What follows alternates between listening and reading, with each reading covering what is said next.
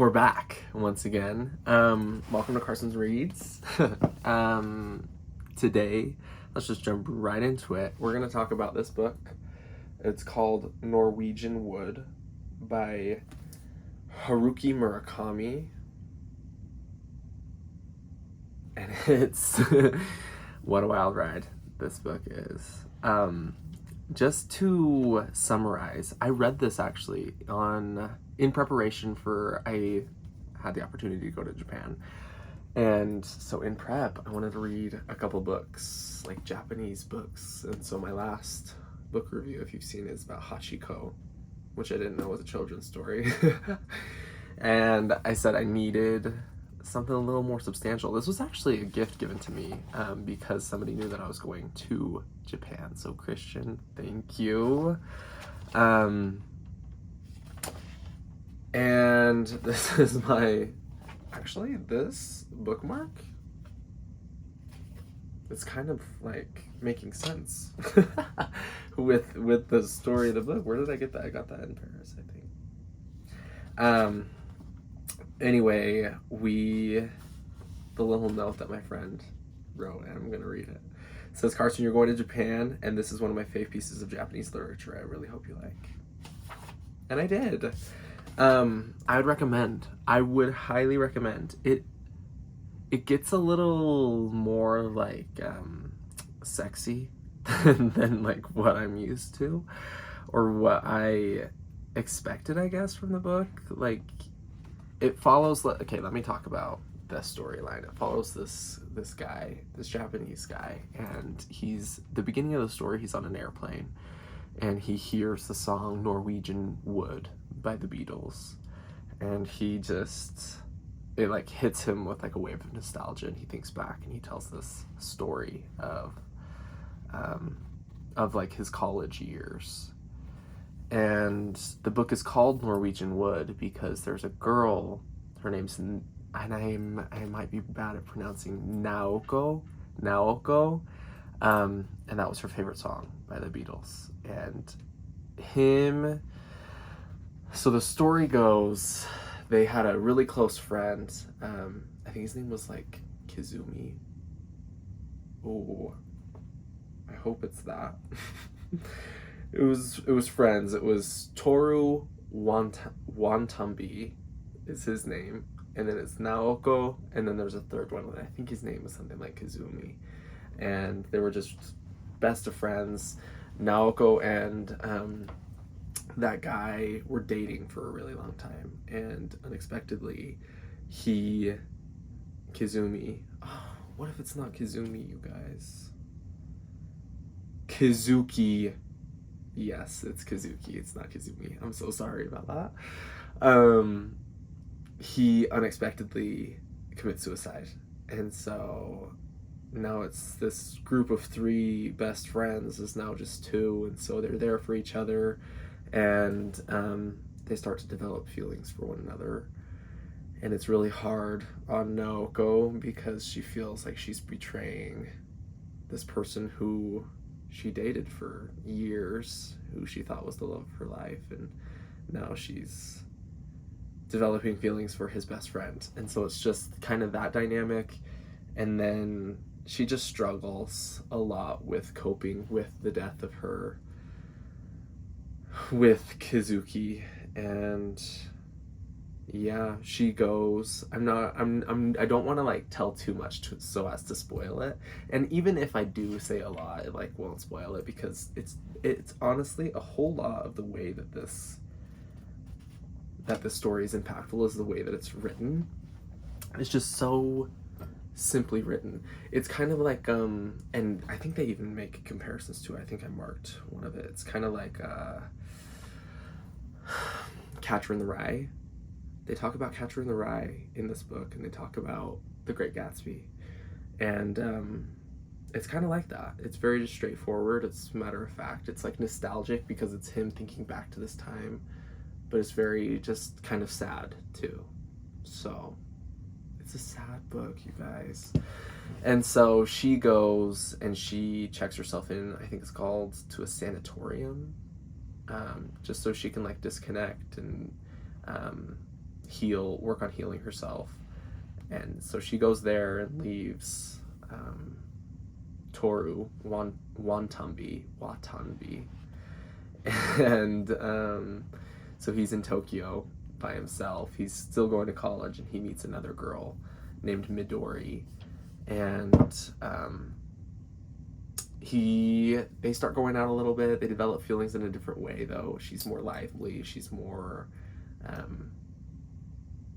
like a punk. I don't know how to describe her, but she's more she's less introverted and more extroverted. Maybe that's just kind of a simple way to put it, but that's kind of how she is. She speaks her mind, and she yeah. And so it's him trying to be there for Naoko, and who he still believes that he's in love with. He's never felt that way for anybody, and then he feels in a different but similar way with Midori. And so it's just kind of, and then it's just that story until the end, and then it ends. I think the last question that it just leaves you is like, where are you now? That's it. It's kind of crazy. It's a good story, though. I really, really liked it. And it's one of those books, at least, Midori's voice says, where are you now?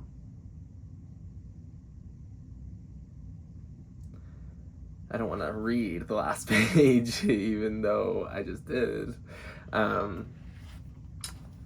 It's very tender, very, very good vibes. And his writing, for me at least, is one where I just got sucked in. Like, I could not stop reading when I was reading. It was awesome. I really like this book. I'm going to read a couple of the things that I highlighted so that you can get a little taste of what the writing is like, but I would highly recommend it. I really would. Page 26. Toru says, I could never tell what was going on inside the pretty heads of the girls. Same. And then him and Naoko, we talked about whatever came to mind. The more I observed these habits of hers, the more I came to like her. Oh, it's tender. It is a tender book. It's more like, I mean, it's not boring, but it's like his day-to-day life. There's not like, I mean, there is like climaxes and peaks of like things that happen, but it's not crazy like a typical sci-fi or World War II book. It's just kind of written, you know. He meets this friend, and I just thought to share this because here I am talking about books. His friend is talking about books. He says, he was a far more voracious reader than me, but he made it a rule to never touch a book by an author who had not been dead at least 30 years. That's the only kind of book I trust, he said. It's not that I don't believe in contemporary literature, he added, but I don't want to waste valuable time reading any book that has not had the baptism of time. Life is too short. Incredible. And Toru says that the books that he reads aren't exactly fashionable because they aren't with the times, and he says that's why I read them. If you only read the books that everyone else is reading, you can only think what everyone else is thinking. Very interesting. It's kind of true, though.